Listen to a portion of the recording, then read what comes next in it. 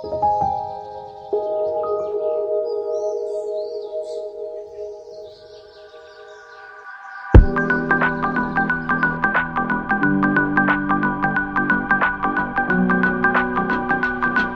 paysages sont composés d'une mosaïque d'écosystèmes interconnectés, dans lesquels la faune et la flore doivent pouvoir circuler pour accomplir leur cycle biologique et faire face au changement climatique en étant capables de se déplacer vers des zones plus favorables.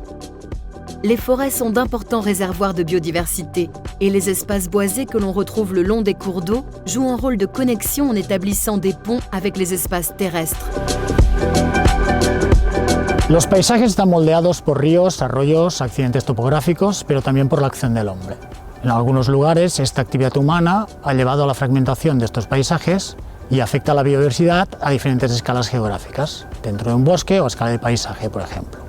Por un lado, esta fragmentación impide el movimiento de especies entre espacios naturales y, por otro lado, puede afectar a los propios espacios naturales al reducir su integridad ecológica y funcional.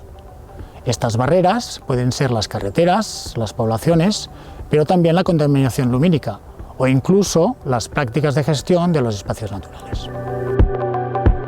Les gestionnaires des milieux naturels intègrent ces notions dans leurs actions quotidiennes.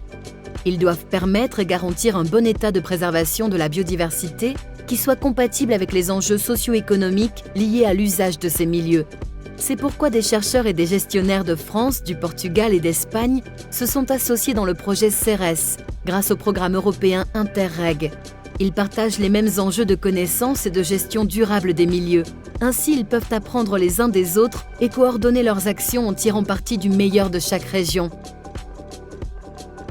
Avec le projet CERES, on a pu travailler sur une méthodologie commune permettant de caractériser la qualité, la connectivité écologique des milieux forestiers et des milieux rivulaires, c'est-à-dire la végétation qui borde les cours d'eau. Et cet outil a été appliqué sur des zones en utilisant de l'information liée à des espèces cibles comme les fourmis, les scarabées, les chauves-souris, certains oiseaux, etc. Ces espèces bioindicatrices ont des capacités de dispersion très variées. Et cela reflète justement les différentes échelles géographiques de la connectivité écologique.